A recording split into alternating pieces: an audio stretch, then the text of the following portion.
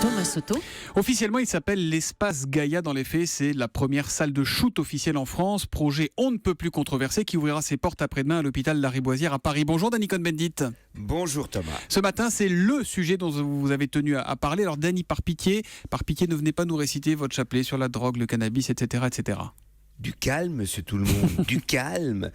De quoi s'agit-il ? Il s'agit de salles de réduction des risques. Donc, en fait, c'est une longue histoire. Ça a commencé en 87 avec la libre vente de seringues, puis après la substitution en 1990. Bref, les toxicomanes sont des personnes malades et donc comment réduire le risque de propager le sida, l'hépatite C, etc. Et donc dans ces salles, on distribue des seringues propres, on leur donne d'une manière contrôlée de la substitution du Subutex, etc.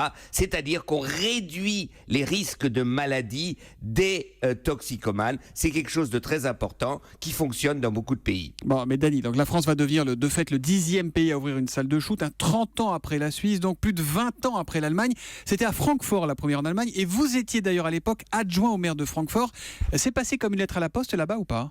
Non, pas du tout. Ça a été un débat. Ça a été un débat très difficile. Et d'ailleurs, le tout a changé quand une association des maires de droite comme de gauche, et là, en Francfort, c'était en 95, une maire qui était Madame la maire, qui était de droite, qui a soutenu le programme justement des salles de shoot, comme on les appelle aujourd'hui, et ça a changé le climat parce qu'on a trouvé pragmatiquement, on a trouvé des solutions parce que ce n'était plus idéologique, mais comment aider la société et comment aider les toxicomanes. Bon, j'ai quand même une question un peu plus large que ça. Pourquoi on ne sait pas traiter des grandes questions de société de manière apaisée en France ? Qu'est-ce qui cloche ? Où est-ce que ça coince ? Regardez, l'Île-de-France, majorité républicaine, a retiré les subventions pour la salle qui va s'ouvrir à Paris. Voilà, parce qu'on est hyper idéologique en France, que ça soit sur la loi sur le travail, que ça soit dans la relation patronat-syndicat, partout, c'est